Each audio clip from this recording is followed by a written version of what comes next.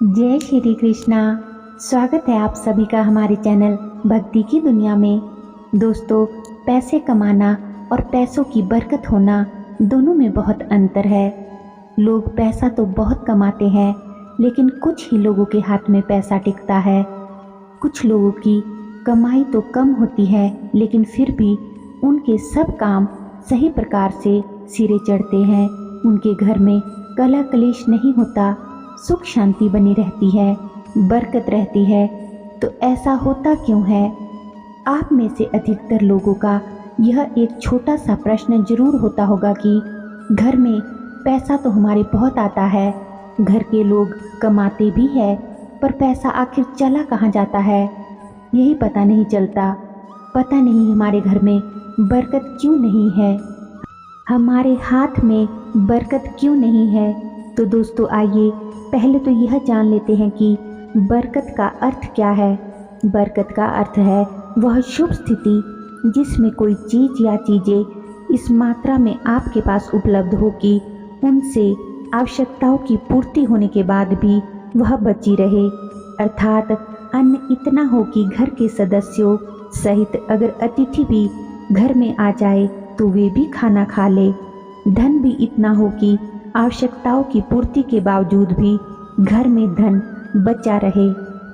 बरकत होने के लिए घर से नकारात्मक ऊर्जा को हटाना पड़ता है, और अगर घर में वास्तु दोष भी हो तो उसे भी दूर करना चाहिए। तो दोस्तों, आइए जानते हैं कि बरकत बनी रहने के लिए ऐसे कौन से उपाय हैं जिनको करने से आपके घर और आपकी जेब की बरकत बनी रहेगी और माँ लक्ष्मी और अन्नपूर्णा की भरपूर कृपा आप पर बनी रहे। लेकिन उससे पहले दोस्तों, अगर आप हमारे चैनल की वीडियो पहली बार देख रहे हैं तो हमारे चैनल को सब्सक्राइब ज़रूर कर ले और नीचे बेल आइकन को प्रेस करके ऑल पर भी क्लिक कर लीजिए, ताकि आपको हमारे चैनल पर अपलोड होने वाली सभी वीडियोस की नोटिफिकेशन सबसे पहले मिलती रहे और आपसे हमारी कोई वीडियो भी मिस ना हो। तो चलिए वीडियो में आगे बढ़ते हैं। घर की सफाई कभी भी ब्रह्म मुहूर्त या संध्या काल में झाड़ू नहीं लगाना चाहिए। झाड़ू को ऐसी जगह रखें जहां किसी अतिथि की नज़र ना पहुंचे। घर को साफ सुथरा और सुंदर बनाकर रखें। घर में काले, कत्थई, मटमैले, जामुनी और बैंगनी रंगों का इस्तेमाल ना तो चादर में करें और ना ही पर्दों या दीवार का रंग।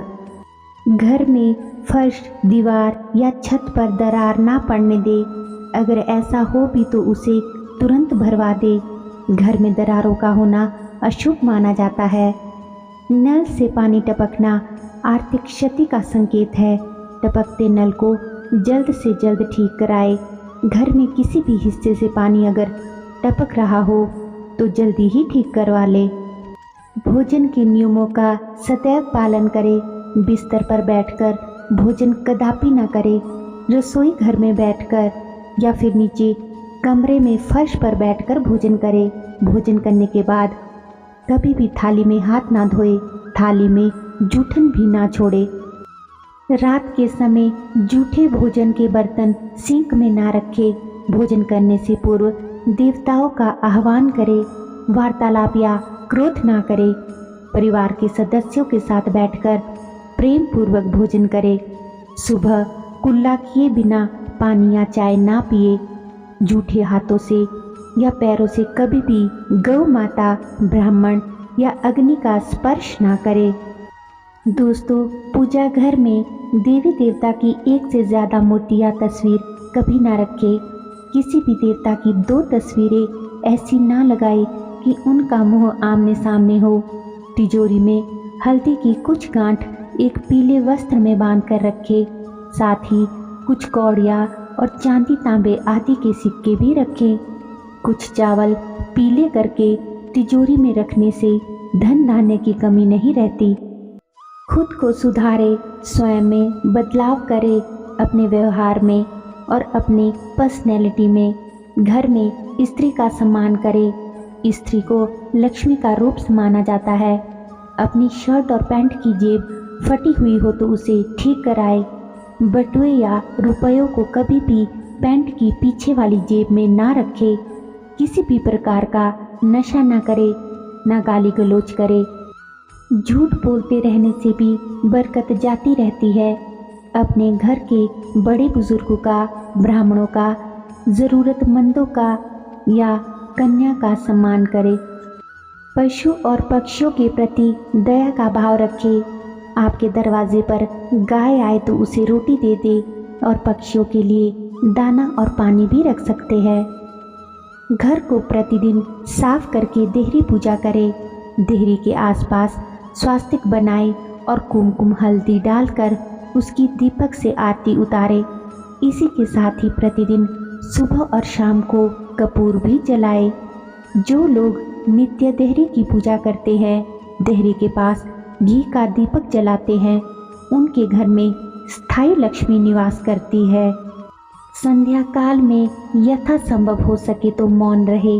इस काल में अनिष्ट शक्तियाँ प्रबल होने के कारण निम्न बातें निषेध बताई गई है, जैसे सोना, खाना पीना, झगड़ा करना, अभद्र एवं असत्य बोलना, क्रोध करना, श्राप देना, यात्रा के लिए निकलना, शपथ लेना, धन देना या धन लेना, रोना, वेद मंत्रों का पाठ, शुभ कार्य करना या चौखट पर खड़े होना या बैठना, औरतों का बाल फैलाकर बैठना या संध्या काल के समय कंघी करना, ये सभी करने से जहाँ एक और बरकत चली जाती है, वहीं व्यक्ति कई तरह के संकटों से भी घिर जाता है।